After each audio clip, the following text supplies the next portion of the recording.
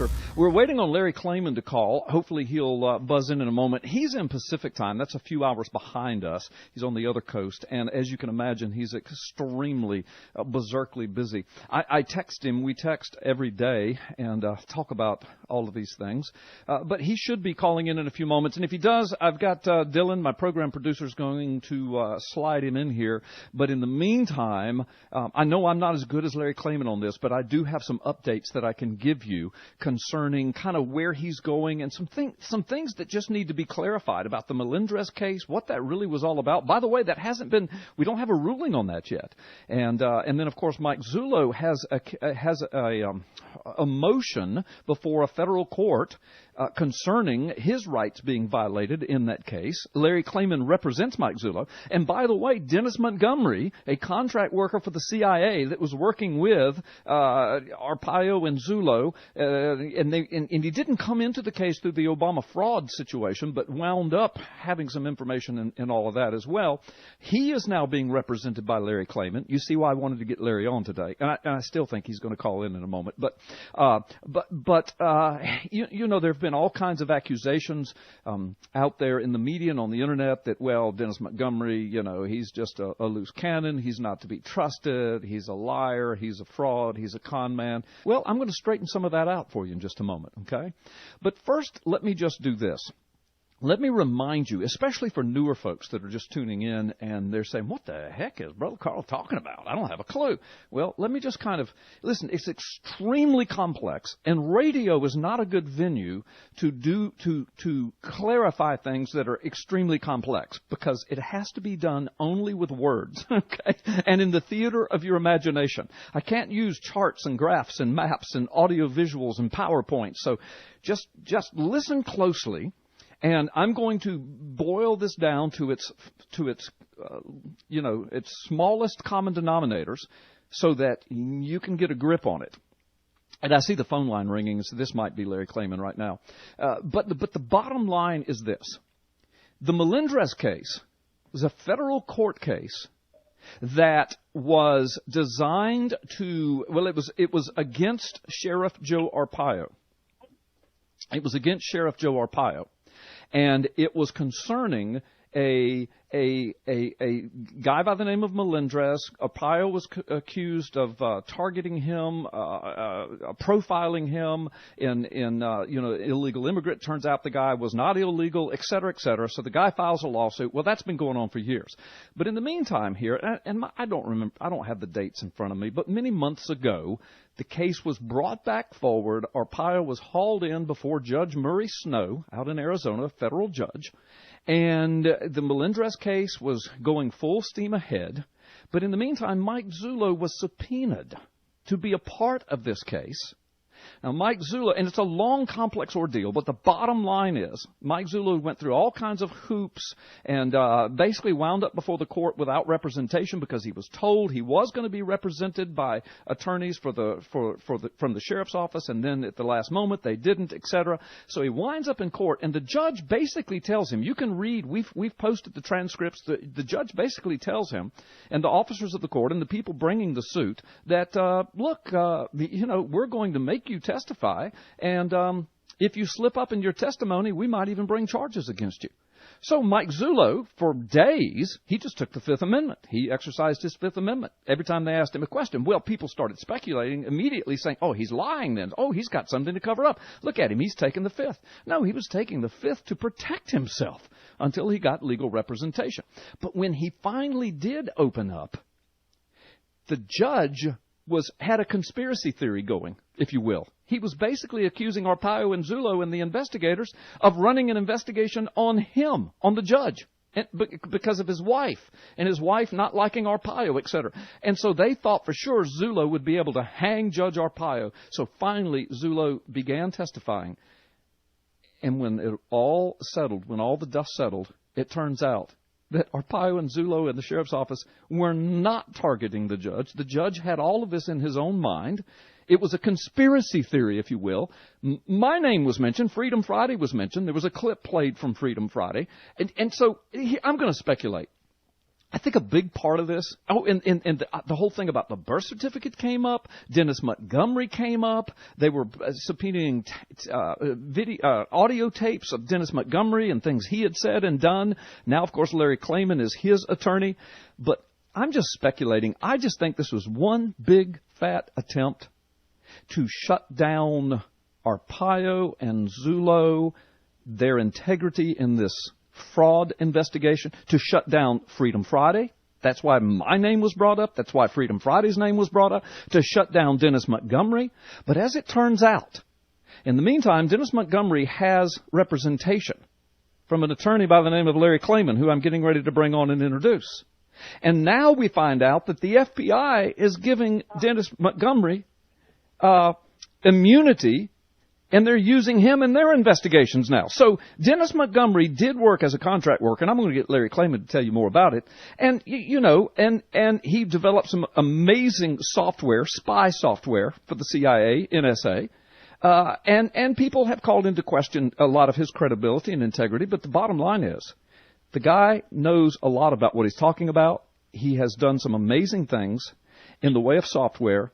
And now the FBI trusts him enough to give him immunity to testify. So, anyway, that's just kind of a quick nutshell. So, Larry Klayman, are you here with us, Larry?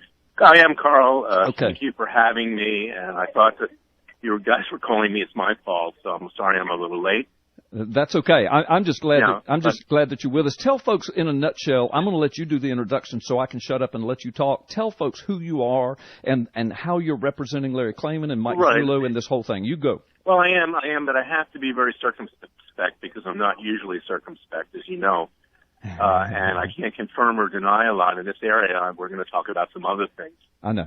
During this meeting, but it's a very delicate issue. I don't want to make matters worse for Mike or others with regard to what's going on. We are in front of the Ninth Circuit Court of Appeals with regard to what happened, and I can't really discuss what's going on with Mr. Montgomery. Right. Other than the fact that he is a whistleblower, he has come forward. Right. He has information about massive government surveillance on judges, on congressmen, on representatives. Exactly. And others, other prominent people. Now, we'll talk about that in the context of what the NSA has been doing. Good. With regard to Israel and with regard to Congress over this Iran treaty. That's where Dennis's statements, which are in confidence to the FBI, are important. And I want to preserve the integrity of that. But in terms of Mike Zullo, Mike's a very fine person. I've known him for a long time. He's my friend as well as my colleague. Yep. I feel the same way about Sheriff Arpaio. And this whole situation in Arizona with Judge G. Murray Snow got out of control. It's far beyond what he was looking at. He was looking at whether or not Sheriff Arpaio had violated a prior order with regard to profiling Latinos without probable cause. And it morphed into a witch hunt against the sheriff, against Mike Zullo, against Dennis Montgomery and others. Right. And at some point in that investigation and what the judge was doing, we filed, I tried to intervene for Dennis Montgomery to protect his interests. He's my client. The judge denied that. He wouldn't even let me in the case, nor my colleague. That's up on appeal to the Ninth Circuit as well. And then with regard to Mike Zullo, Mike at the last minute was told by lawyers who were supposedly representing the sheriff in the county, albeit they were really representing themselves. There's a lot of conflict of interest there and things they didn't do that they should have done, which helped exacerbate the situation. But he was told, Mike, that they don't represent him.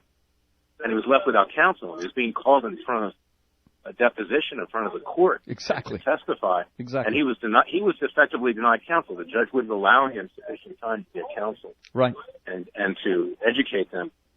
And as a result of having these prior lawyers, who weren't his lawyers at all, representing the sheriff and representing the county, having turned over Mike's documents to the court without, and Mike thinking that they were protecting his interest, and they didn't take objections, they just turned this stuff over.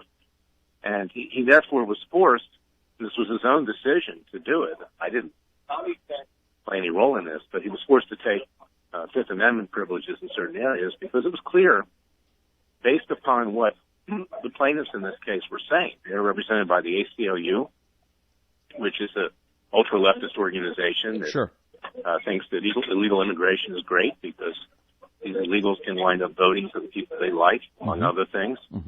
And a law firm, Covington and Burling, which has as its partners the judge's brother-in-law. The judge had ordered millions of dollars of payment to this firm in legal fees in the course of this case. And even worse, this is the law firm of former Attorney General Eric Holder and former head of the criminal division, Lanny Brewer. And, Mike saw this, I'm sure, as a way of using this case to further the interest of the Obama administration. So there were a lot of things to protect, and the ACLU in the context of this case, as well as the judge, had threatened Mike Zullo with potential criminal prosecution, as well as the sheriff. So he had no choice but to take the Fifth, and then I'm representing him at the Ninth Circuit. His rights have been denied. And that's about all I can say, Carl, about that, because I don't want to I want to let the courts decide this before, I go public on a lot of what's going on. And with regard to Dennis Montgomery, Dennis is a witness of the government, and he has to preserve the integrity of that investigation. He has gotten immunity to produce documents and to talk, and it's very, very serious. So that kind of is a segue to what the NSA and other intelligence agencies have been doing in conjunction with Obama. Well, let's do this, Larry. Let's do this. We've got to take a 2-minute break, so that's a perfect segue, because when we come back, I want you to tell us what the NSA has been doing in conjunction with Congress and Israel and spying on those folks, okay? Love to. Okay, good deal. Folks, you are listening to Freedom Friday. Carl Gallups, my guest this afternoon, attorney Larry Klayman. And you see, what he just said verified and backed up everything I said in my opening little monologue in this last segment here, just before he came on the air. See, this witch hunt in this federal court, aimed at Arpaio supposedly, but then pointed at Zullo. A little teeny bit of it even pointed at Freedom Friday. I mean, I'm speculating, but it sure looked like an attempt to take out the major players in the Obama fraud case. Because, folks, the man is a fraud. And his birth certificate's a fraud. There's not a single hospital in this nation that will claim that they are the birthplace of Barack Obama. And all of his records are sealed. And there's a fraudulent, fabricated, forged document on the White House website. Larry Klayman is going to get to the bottom of all of that and so much more through the months and the years to come. And in this next segment, we'll talk about how some of this stuff might be tying in to NSA spying on citizens, congressmen, judges, even representatives of other nations. How come you're not hearing this on Fox News tonight? How come Rush Limbaugh and all these other guys aren't talking about this? I mean, this is the real stuff. This is the real deal. A lot of this is that universe-shattering information we've been talking about. My guest this afternoon is attorney Larry Klayman, and we were right in the middle of an interesting and fascinating conversation. So, Larry, tell us about your work on the NSA spying. You say it's the biggest scandal in history, right before our eyes, but yet no one's touching it. Well, Carl, as you may know, over the last 3 years, I've been in federal court in Washington, D.C. with a judge named Richard Leon. He's a very fine judge. There's another one there named Royce Lamberth, who I have very high regard for. Yeah. Because Lamberth has played a role in this Dennis Montgomery coming forward. He's been trying to for years. But here's the bottom line, is that this judge ruled on 2 occasions that the National Security Agency, in grabbing all the telephonic metadata, all the communications, of hundreds of millions of Americans. I was the plaintiff, Klayman v. Obama. You can see about the case at our website at freedomwatchusa.org. And the case is still going on. And we need support and we need help. But the bottom line is that the judge issued 2 preliminary injunctions, meaning he told the National Security Agency to stop mass surveillance, initially on me and 2 other plaintiffs, and then just last November, one particular plaintiff. But it has precedential value across the board. It's illegal. It's a violation of the Fourth Amendment. If someone is not in the act of committing a terrorist act or a crime, there's no probable cause to get everybody's records, and they can access content, and it's been shown that they do. Telephone communications. Everybody should be concerned about this. Now, fast forward. We learned just in the last few weeks that with regard to the Iran treaty that jeopardizes all of us with a second Holocaust, Christians and Jews in particular, Americans, Western Europeans, anybody who isn't Muslim, the reality is that Obama's been using the NSA.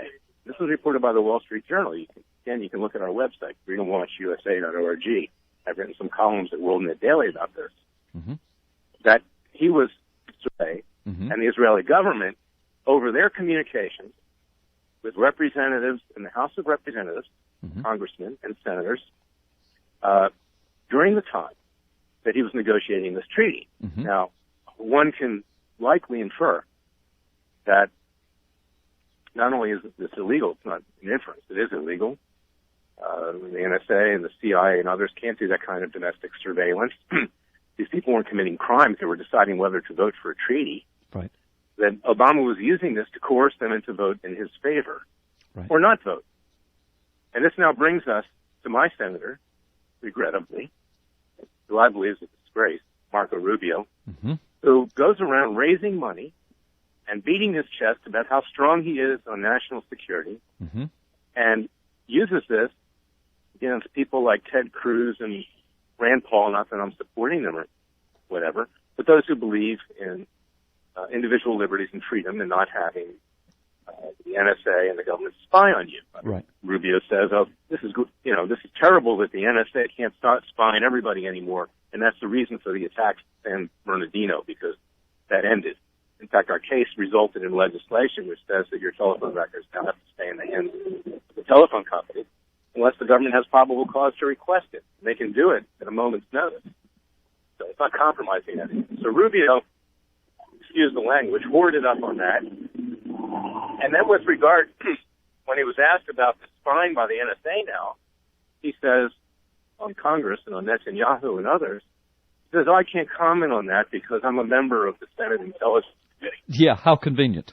Well, that means that he knew or should have known what was going on, and he's potentially culpable as well as other Republicans in addition to Obama.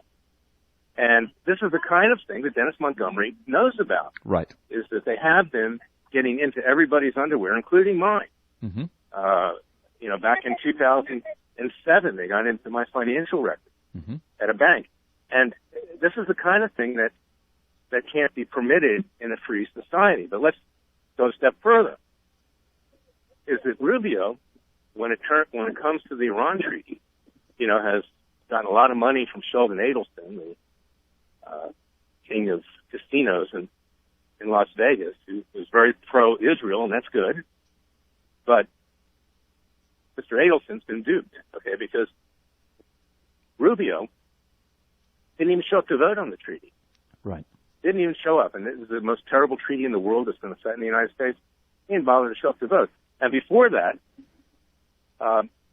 he voted on the Corker Amendment, which flipped the treaty provisions of this treaty on its head. It meant that Obama could have the treaty passed with just 1/3 of the Congress, in effect, voting for it, rather than 2/3 approving it, which is what the Constitution requires. Right. So if the Republicans had held to the Constitution and not caved in, and Rubio was instrumental in caving in, convincing his colleagues and such, we wouldn't have this terrible treaty. And just in the last few days, or in the days that follow, there are going to be billions of dollars released to Iran in what was held as sanctions to further their terrorist aims. So this guy's, he's not even honest. And let me add a few other things. Is that told everybody that Terrence fled Castro. Larry, you've got about 15 seconds, and then we've got to wrap it up. I'm sorry, but you go ahead. Okay, the bottom line is this. This is why people are up in arms. This is why Donald Trump is popular. Yes. This is why Cruz is popular, notwithstanding his eligibility issues, because these people are just simply liars, and you cannot allow this kind of massive constitutional violation to go on, and apparently Rubio has no problem with it, and it was done by Obama, and he's become, in effect, an appendage of Obama. Yeah.